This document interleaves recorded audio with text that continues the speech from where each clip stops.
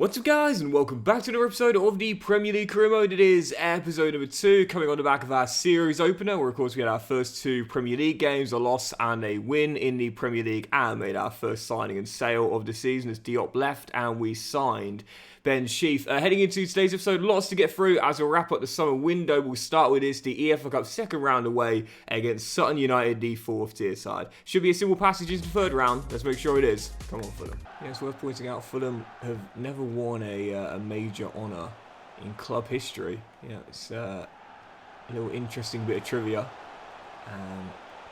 We'd love to end that way, but in the first season, that's not our priority. So for tonight, yeah, fully rotated side, and it will be in the following round if we make it through as well. Like, this is the lowest ranked competition you can play in as a top level side in England, and thus, yeah, it's great to go far in a competition, but yeah, I'm far more focused on the Premier League this year and just trying to make sure we survive comfortably. Plus, it doesn't count towards the objectives either. Something that I've always thought is a bit weird with EA. I don't know why, but for some reason the EFL Cup never counts towards the objective. It's a bit weird. As Jimenez finds Ballo Torre, the man on loan from Milan. Wilson with a give and go. And away goes Torre. Can he shoot from a tight angle and get our opening goal? Yes, he can. Drills it in. Far corner. Foot in front. These are the games where the fringe players have a chance to impress and start in the Premier League contest. What a start for Ballo Torre on his debut. It's a very interesting fact about Fulham. Despite being founded in the 19th century, they still haven't won a major honour yet. I know what some of you Fulham fans will be thinking. Hang on a second, Doxy boy. What about the great Intertoto Cup? Well, I think you're being very generous if you can call that a major honour, that's for sure. But they have got a couple of runners-up medals. We discussed this in the series opener. You know, the Europa League back in 2010. And they got to the FA Cup final back in the 70s, I think it was as well. So they got a couple of runners-up medals, but yep, still the wait for a major honour continues at Craven Cottage, and we would love to be the manager that gets them there first. It's not our priority, it's not our prerogative, especially in season 1, but it's certainly something we have in the back of our minds. Whatever manager wins Fulham that first ever major honour is going to go down in folklore, believe that. Well, I haven't exactly been at our best tonight, but if I'm being honest, I haven't really needed to. It's Ben Sheaf. Oh, what a wonderful ball. Finds Reed for the dagger, and that will do it. Dagger, game wrapped up, progress to the third round. Didn't need to be at our best tonight to make it through against the League 2 side, but nice to see on his debut, well, on both of their debuts, Sheaf get an assist and Ballo Torre get a goal as well. Again, these are the games here, chances for those fringe players to show they deserve more first-team football. Pops in the next round. We'll see directly after the game who we've got. After one advance, we have 2 loan offers here for 2 of our fringe players. Where in the third round we will take on, if hopefully an EFL side, good chance to go a little bit further here. It is indeed Bolton Wanderers away. Is it called the University of Bolton Stadium now still? I think, but even so, a third tier side, bring them on. I like this as well. Ben, who shut down Sutton United, coming to us post-game saying, hey boss, I know people have been talking about the position you're playing me in. Just want to say I'm ready to do whatever is necessary to make it successful. How to play as a centre-back, if that's part of your plan. Yeah, I don't know about Ben. I really don't, because granted, he could be converted to a ball-playing defender. There's no doubt about that, but I'm not sure that's his best role, really. He was fine in that game, but that was against the League 2 side, you know what I mean? So, yeah, we'll see what the long-term future is. Personally, I would say, with Zhao likely to have a one and done, and Kearney in his 30s and needs to be replaced at some point, I'd rather not stunt his growth by converting him back to CB. I'd rather just keep him at CDM as the long-term successor for Kearney or Polina. And also, speaking of long-term successors, I'm going to do this straight away today. Now, in the series opener, we picked up this guy from the youth scouting, Lance Knight. What a fantastic name, or what a fantastic talent as well. At 17 years old, it means that there's a very good chance that during the season, if not right at the end of it, he'll ask for a pro deal. So with that being the case, I'm going to promote him now. But we're not going to start him. Bernd Leno's going to continue to start. He's not ready for prime time just yet, Lance Knight, but fingers crossed he'll have potential. Oh, yes! Potential to be special. What we're going to do is loan him straight out. We've got George Wickens and Luca Ashby-Hammond both out on loan as well, but Lance Knight is also going to go out on loan too. We'll keep Sven as our third choice. We'll have Rodak as a backup and Leno as our starter, but yeah, Knight, hopefully, get him out on loan to the EFL, beef him up top somewhere. And this is a talent, man. From season 3 onwards, that's when I'm expecting him to possibly compete for a starting spot in a Premier League team. Right, following game, Arsenal away in North London. Obviously, just beat Brentford and then Sutton United. So it is back-to-back wins, but heading into this game, we said this at Goodison Park. When we're away from home, we'll take any point we can get, especially against a side that will be title contenders this year. Let's see if we get the point. Come on, Fulham. Jorginho to Gabriel Jesus. And now Odegaard to Saka. Bukayo. Jorginho with the give and go. And now Odegaard back to Saka. Turns. Odegaard, what a goal it was going to be. The post saves us, and then I give the ball away trying to clear, and Gabriel Jesus turns in from close range. Yeah, the Brazilian with the opener, Arsenal in front. It was always going to be a case of today, how long can we last? You know, at some point that deadlock will be broken, and in the end it's 23 minutes, Arsenal in front. That's it. To the ex-Everton and Arsenal man, Alex Iwobi, who, almost won that. And to be fair, does. Fair play. I've always liked Iwobi. Does work pretty hard.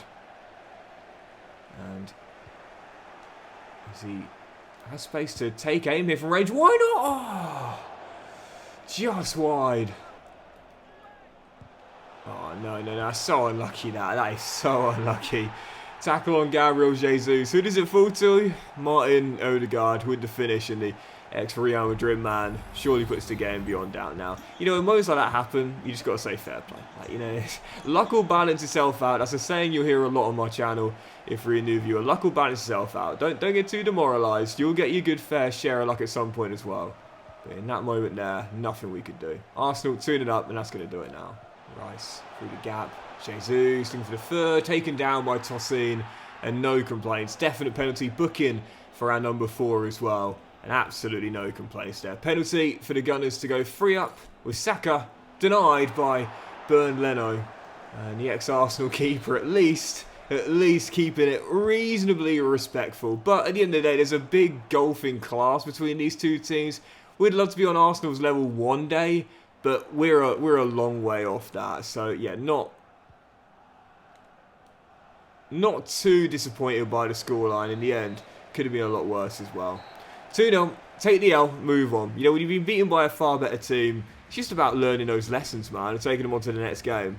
Learned a lot in this game. One of the things I learned is that we're far off this level. And after the game, just, you know, there's a bid here for our senior American centre-half. And normally I wouldn't mind accepting this, you know, a chance for him to go back to his home country, play with Lionel Messi as well. But Tim Ream has been at Fulham for like a decade now.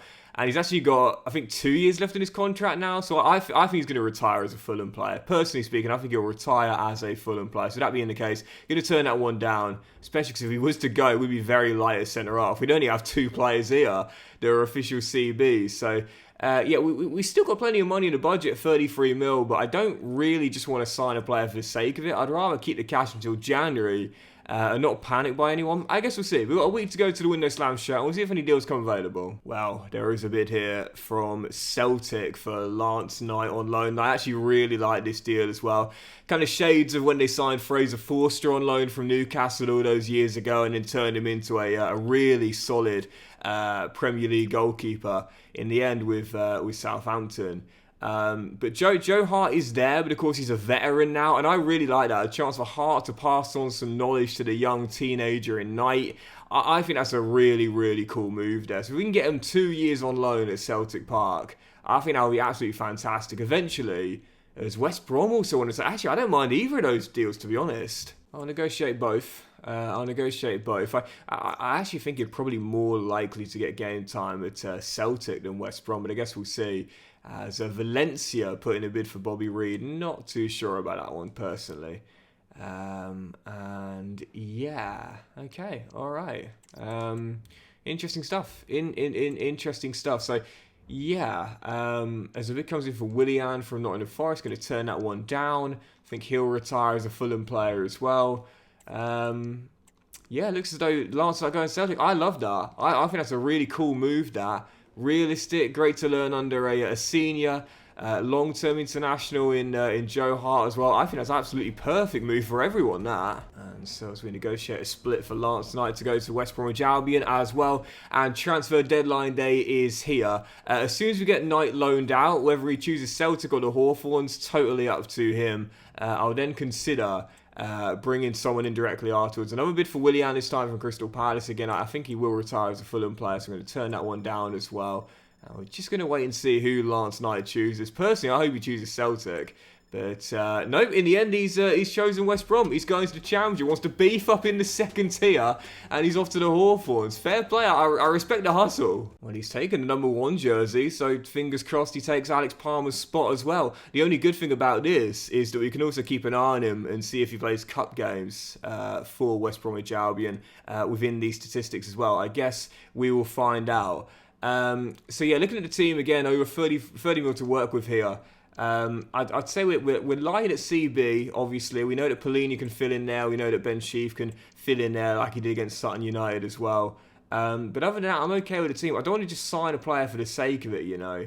But I wouldn't mind just one more young player to develop for the future, if not for the first season. And there's a couple of players I'm really interested in from the Championship. We discussed Josh Eccles from Coventry in the series opener. I mentioned before, I don't tend to sign more than one player from the same team in the same window, though, unless that team has been like relegated, for example, and their players are just far too good for the tier below. Isaiah Jones I'd really like at Middlesbrough as well, but I've got a feeling he wants to keep on playing under Michael Carrick for as long as he can there, until it's just far too late for him and needs to make the step up. So I think I'll probably leave him there at the Riverside. Dan Neil we had in our previous career mode with Bournemouth as well, so I'm trying this year in this year's FC to sign players I haven't really got much experience with. And one player I never signed before is this guy, Trey Hume, at Sunderland, young Northern Irish international. He's quick, he's got high medium work rates, defensively he's alright with 79 stamina and 75 strength as well. I have to say, moving up to the Premier League, I don't think it'd start in the first season behind Castagne. With Kenny Tate likely to be playing his final year for the club, I can see him taking over from season 2. I'm going to go for Trey. From Northern Ireland, moving on to Sunderland, gaining promotion from League One to the Championship and now taking a step up to the Premier League. Yep, really happy with his signing here for 4.5 mil. I don't know how much money it cost in real life, to be honest, but he's a solid little young right back. And again, possibly the successor for Kenny Tate as our starting number 2. Welcome to Craven Cottage, Trey Hume. Yeah, pretty pleased with this one. 21 years old, again, dual-sided fullback. And again, at this young age, he's got a decent ceiling to him. I don't know how much better he can get. He's got the showing great potential tag. There's no reason why, at this age, with those base stats, we can't get him to 80 overall, possibly 81, 82 at a stretch. We'll get our medium defensive work rate up to high. We'll try and get the strength up to the mid-80s during the season. But yeah, otherwise, man, this is a really solid young fullback coming in on a cheap deal. Yep, laying down that groundwork for our first season here at Craven Cottage. It's a rebuild. We want to develop a new core here. Some decent young players. As West Ham, why are West Ham putting in so many bids for our players, man? Harrison Reed, I said before, we turned down the bid from Brentford. I like him, man. He's a solid, underrated player in my opinion. As Seattle Sounders want one of our young Albanians here. I might just keep the fringe players for the squad, though, to be honest here, just for the depth and a chance for them to show they're good enough as the year goes on to a new contract and possibly more minutes for next season. Oh wow, now that is an interesting one. Manchester United want to bring back Andreas Pereira. I said when a deal like this comes in, I wouldn't stand in that player's way. Only 4 hours to go on deadline day, though. Really? You're going to do it now, Erik? I really like Pereira, man. I think he's a solid player. He's the sort of player that kind of embodies the word resilience, you know. He had some time at Manchester United, but never really managed to establish himself there. And he went out on loan to several different teams in several different nations, you know, Granada, Lazio. Went back to his native Brazil to play for Flamengo as well. But a chance to re-sign. I don't know if Manchester United have a buyback clause on Andreas Pereira. I'm not too sure. But I know he'd say to me in the manager office, Scaffer, please let me go back. I've got unfinished business there. I want to go back to Old Trafford and prove I'm good enough in a second stint. So fair enough, not going to stand in his way. I think he's worth more than this personally. This is where I feel like EA need to work on their market valuations. 9.6 mil in 2024 for a player like this. Come on, he's worth more than that. But realistically, you don't want to prize him out of a move. So what we'll do is we'll ask for 13.5 mil. That's fair in my opinion. What? Well, Andrews, I'm happy to let you go, bro, but I'm not selling you for a very small transfer. We'll go 12.5 mil, and Ten Hag says yes in the end. That's a tough one, man. Didn't want to sell, but I think realistically, if that move was about to go through, yeah, Pereira would want to go. And Sassuolo want Bern Leno. Listen, guys, in a couple of years, come back and we'll have a chat about it, as we know that Lance Knight will hopefully be at that point ready to take over. But, yeah, that's going to do it for deals on deadline day. Andreas Pereira going back to Old Trafford. Tough one, but again, you got to think about this realistically. If they put the bid in to bring him back to Old Trafford and said, no, this time, we know you've got the ability to go and start here. And I think he does personally. I think he's a really decent player. Yeah, hard to stand in his way. Just like Ovisa Diop moving to Spurs, can't stand in his way. Oh wow, no way, just looking this up as well. Didn't realise this. Andreas Pereira didn't go back to his native Brazil when he joined Flamengo because he was born in Belgium. I didn't know that. Oh, very interesting. I did not know that. Fair enough. But anyway, he's gone back to his team that he came through the academy with, at least Manchester United then. And we'll take the small transfer fee and not stand that player's way. We're rebuilding. We're rebuilding here. Everyone, practically everyone is available for the right price. And in the end, Andreas gets his move back to Old Trafford. So yeah, that'll see a big departure there in CAM. See the top deals in the deadline day are Domenico Berardi joining Anfield for 55.5 mil. Finally moving on from Sassuolo. Joel Linton has gone to La Liga to join Villarreal 37.8 mil, and Gerard Moreno has moved within Spain to join Atletico Madrid for 33.3 million. But in this rebuild era with Fulham, like I said, no one really is off limits here. Even players like João Palhinha, who we're desperate to keep, at some point we're okay to let them go. This is a rebuild with Fulham. This is going to be a long rebuild here, and therefore, as we look to prioritise younger players as well, I'm okay with Pereira going back to Old Trafford. I'm okay with it, man. We're focusing on the future here. So yeah, puts our budget back up to £40 million, or just shy of that as well. So there's plenty of money to work with in January.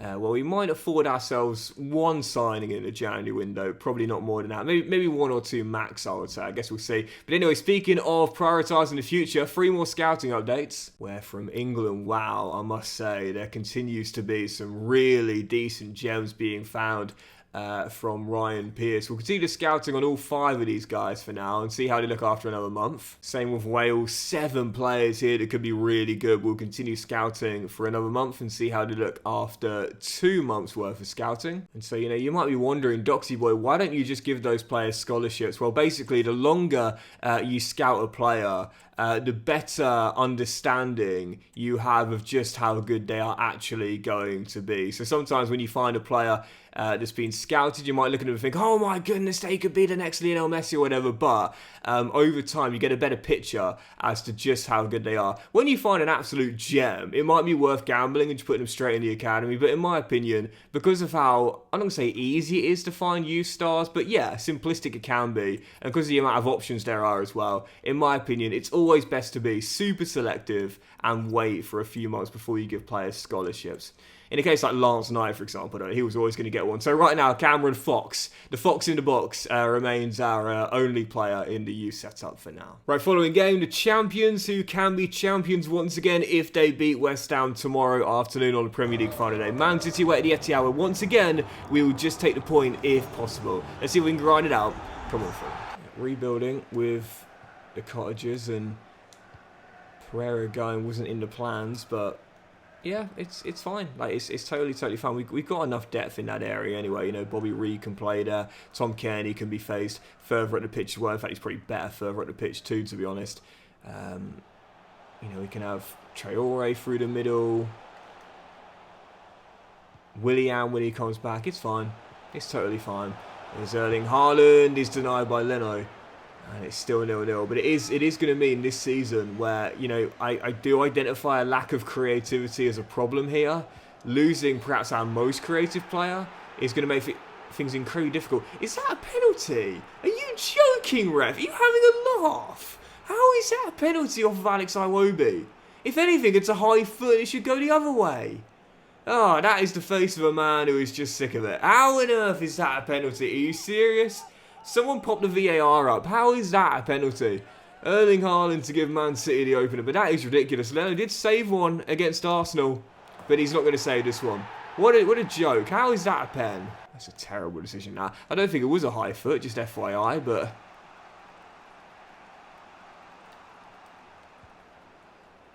Well, it certainly wasn't a penalty. Oh, Bobby Reed fluffs his lines, and he knows we probably won't get any better chances than that. Dragged it, snatched it, popped it way wide.